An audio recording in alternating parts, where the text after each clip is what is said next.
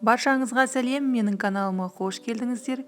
Бүгін сіздермен өте дәмді, езілмей, асты жабыспай пісетін мантының рецебімен бөлісетін боламын.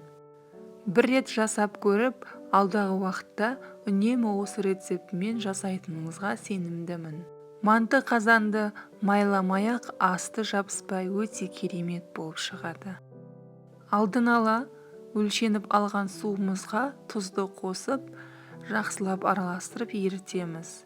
Және де өлшенген ұнымызды осылай ортасын ашып, үстінен 2 ас қасық сұйық май қосамыз. Және де жұмыртқа қосып, суды аз-аздан қоса отырып, қатты қамыр илейміз. Бұл қамырды илеу барысында сіздің көзіңізге қаттылау бір сондай болып көріну мүмкін, бірақ ешқандай өлшенген судан артық басқа су қоспаймыз. Мінекей қамыр илеу барысында ешқандай да артық ұн қалдырмай, өзіне сіңдіре отырып, осылай жақсылап илейтін боламыз. Осылай домалақ пішінге келтіріп, салафанға немесе пищевой пленкаға орап қоямыз. Оған дейін мантының ішіне қосылатын салмаларды дайындап турап аламыз. Асқабақты өте майда кубик түрінде турап, және де пиязымызды өте жұқа етіп турап шығатын боламыз. Фарш қосамыз, және де 1 ас қасық тұз, кішкентай шай қасық қарабұрыш, және 1 ас қасық қант салдым. Егер қант салу салмау өз еріктеріңізде. Мінекей біздің қамырымыз тұрды, өте ыңғайлы, илеуге сондай бір эластичный қамыр болып шығады. Ортасынан бөліп, осындай суалаларға келтіріп аламыз да, жақсылап біз қамырымызды жаятын боламыз. Қамырды жаю барысында көп ұн қосуға болмайды, өйткені қамырдың өзі керегінше бойына ұнды сіңірген.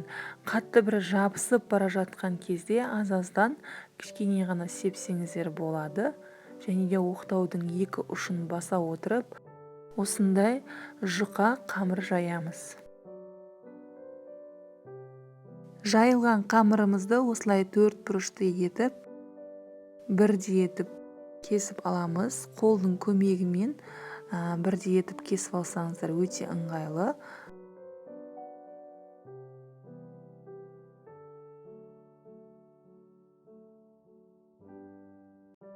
Осылай арасына 1 ас қасық салмамыздан сала отырып, мантымызды түйетін боламыз. Түйілген қамырымызды мантоваркеге орналастырып, астын майламасаңыздар да болады. Тек қана бетіне аз-аздан сұйық майды жағып шығуға болады. Мінекей біздің кереметтей мантыларымыз дайын. Алдағы уақытта менің видеоларымды жіберіп алмас үшін подписаться кнопкасын басып, колокольчикті таңдап қойыңыздар.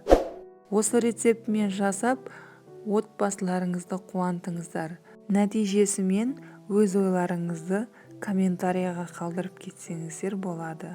Мен міндетті түрде оқып жауап қайтаратын боламын.